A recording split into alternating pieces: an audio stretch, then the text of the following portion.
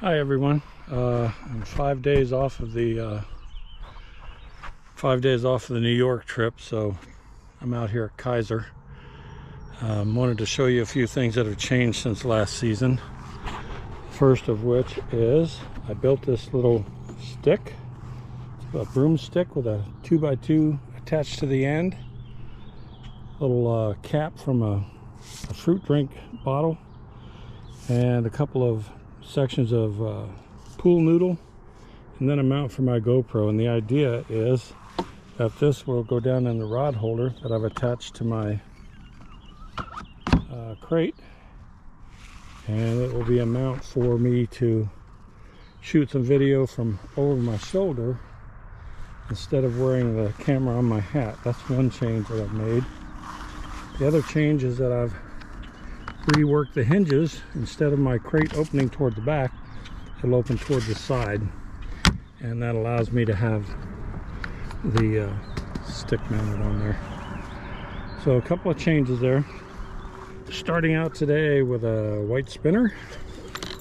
On this rod we're going to have a green stickworm, and you'll notice I have that Texas rig because out there, whatever they did to cut all this grass down last year was temporary, because it's back. The pondweed is back, and it looks like it's pretty prolific. So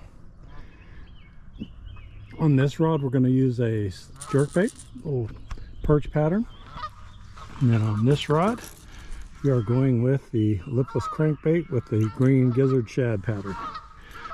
Let's go out and see what we can get done. They agree. Finally, after 2 hours, a crappie on my rattle trap. Alright, this is the second fish I've had hooked up with another crappie on my little red lipless crankbait. So in 3 hours, I have 2 hits and 1 in the boat. Not very good. Alrighty, well, I don't know if it's a curse, but that's my second fish in the boat, and again it's a crappie on the red lipless crankbait.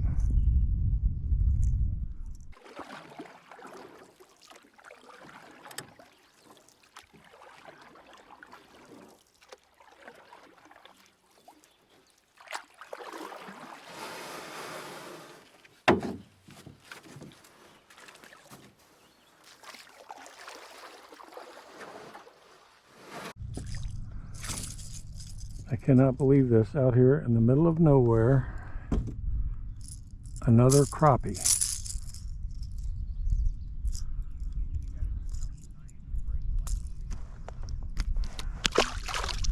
That's 3 fish in the boat, 3 crappie. Hi everyone. A little post-production note from yesterday's trip. Was really disappointed with Kiser for a couple of reasons. First and foremost is that when I pulled up, I could see that the pondweed was not only back, but it was covering a large portion of the west end. It was just everywhere, and that makes it difficult to fish. So that was a big disappointment. Secondly, the weatherman failed once again. The wind was neither from the direction or at the speed predicted, and I realize you can't do anything about the weather. However, it changes the way you fish, because in some cases the wind is blowing so strongly that you need to find different places to get out of the wind. So you're not fishing all of the areas that you had planned to target.